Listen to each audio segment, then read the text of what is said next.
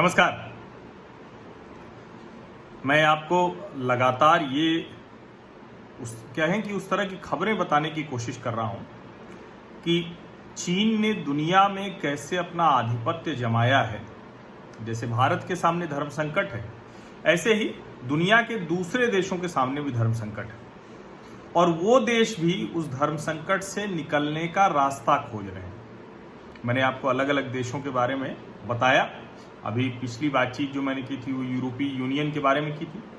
आज जो मैं बात करने जा रहा हूं वो ऑस्ट्रेलिया के बारे में करने जा रहा हूं। अच्छा, यहां मैं एक बात सबसे पहले बता दूं कि ऑस्ट्रेलिया का सबसे बड़ा ट्रेडिंग पार्टनर अगर कोई है तो वो चीन है।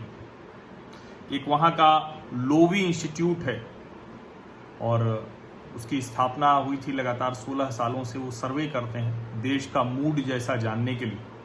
अभी लोवी इंस्टीट्यूट का पोल 2020 हुआ है और इसमें अलग अलग मुद्दों पर बात है, लेकिन ये बात समझना बहुत ज़रूरी है कि क्या सिर्फ भारतीय हैं जो बायकॉट चाइनीज प्रोडक्ट्स चला रहे हैं?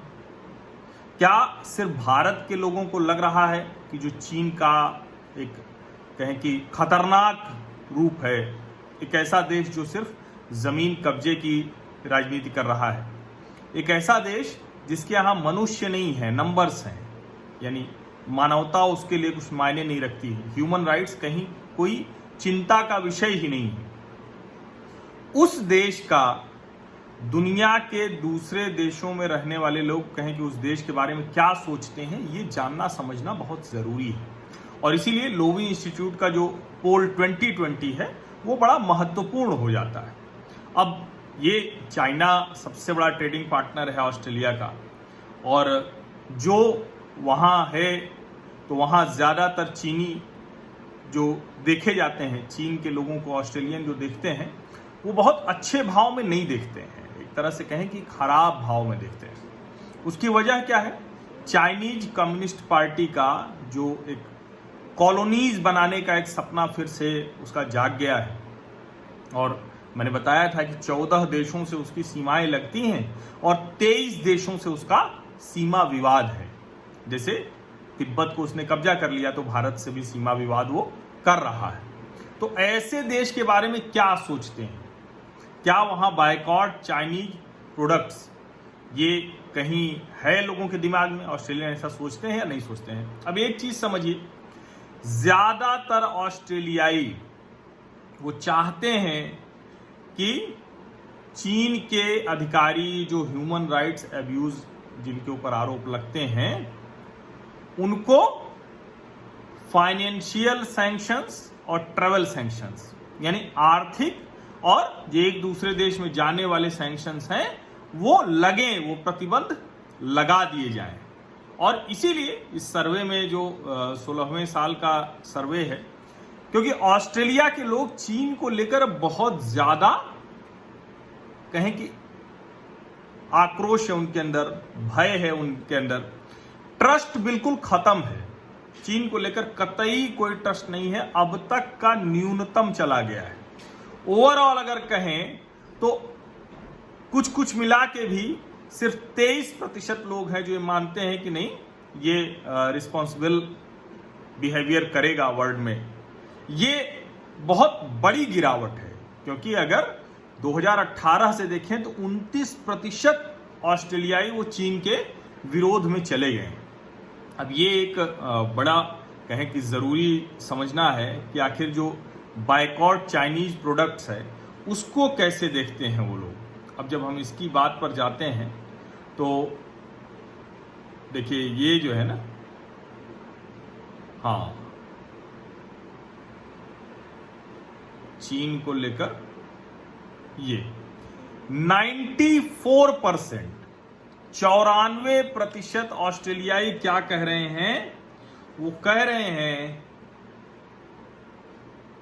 94% of Australians agree that the Australian government should work to find other markets for Australia to reduce our economic dependence on China।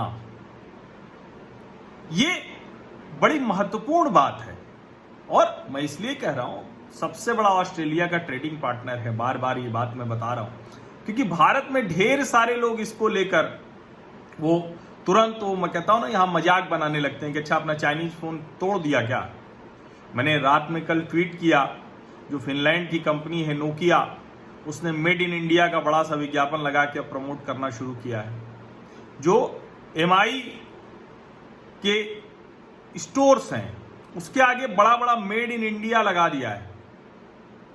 अब निश्चित तौर पर यह हमें देखना पड़ेगा कितना उनकी फैक्ट्री में यहां की बन रहा है या फिर सब चीन से ही लाके उसको असेंबल कर रहे हैं। भारत सरकार को एप्पल से भी बात करनी चाहिए कि भाई अगर आप अपनी फैक्ट्री यहां नहीं लगाने जा रहे हैं, अगर आप सिर्फ एसी मॉडल ही बनाएंगे, दूसरे मॉडल्स नहीं बनाएंगे, तो हम आपके ऊपर रोक लगाएंगे, हम आपको वो सुविधाएं नहीं देंगे। और अगर आप सारा का सारा यहीं बनाने वाले हैं तो फिर हम आपको, क्योंकि एप्पल की जो बनाने वाली कंपनी है फॉक्सकॉन, तो हम आपको सारी सुविधाएं देंगे। क्योंकि सिर्फ भारत नहीं, दुनिया के सभी देश चीन के साथ कारोबार से बचना चाह रहे हैं। और इसलिए नहीं कि चीन अमीर हो जाएगा, समृद्ध हो जाएगा, चीनी लोगों को समृद्धि मिल जाएगी, इसमें कहीं कोई संकट नहीं है। इस बात को ठीक से जरा समझिए। दुनिया के किसी देश को ऐतराज नहीं है अगर कोई दूसरा देश जो शर्तें हैं, जो तय शर्तें हैं, जो कारोबार जैसे किया जाता है वैसे करते हुए वो समृद्ध हो जाए, किसी को कोई दिक्कत नहीं। लेकिन अगर उस समृद्धि से, उस पैसे से एक पार्टी सिर्फ चल रही है, चाइनीज कम्युनिस्ट पार्टी, अगर उस पैसे से सिर्फ चाइनीज कम्युनिस्ट पार्टी चल रही है तो फिर संकट है। क्योंकि वो चाइनीज कम्युनिस्ट पार्टी अपने देश में वन पार्टी रूल चाहती है और पूरी दुनिया में वन कंट्री रूल चाहती है। इसीलिए 94% ऑस्ट्रेलियाई कह रहे हैं कि किसी भी हाल में आप सरकार से कह रहे हैं कि चीन की बजाय दूसरा कोई बाजार खोजिए। 82% ऑस्ट्रेलियाई कह रहे हैं कि जो चीन के अधिकारी हैं, जो चीन के लोग हैं जिनके ऊपर ह्यूमन राइट्स अब्यूज का मामला आता है, उनको ट्रेवल और फाइनेंशियल सैंक्शन लगाइए, यानी आर्थिक और यात्रा प्रतिबंध लगाया जाना चाहिए।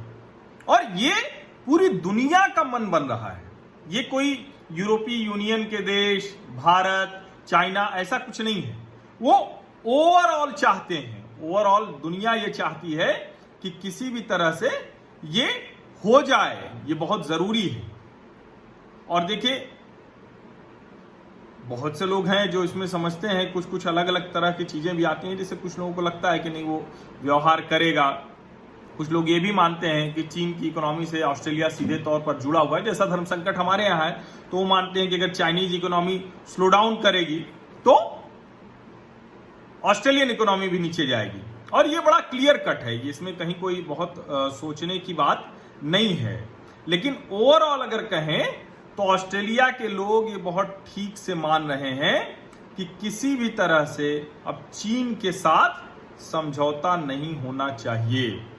ये आप समझ लीजिए, ये बहुत महत्वपूर्ण है। और जब हम बात करते हैं कि सिक्योरिटी को लेकर कि चीन को कैसे कोऑपरेशन करना चाहिए, तो वो कोऑपरेशन में ज्यादातर लोग जो कह रहे हैं,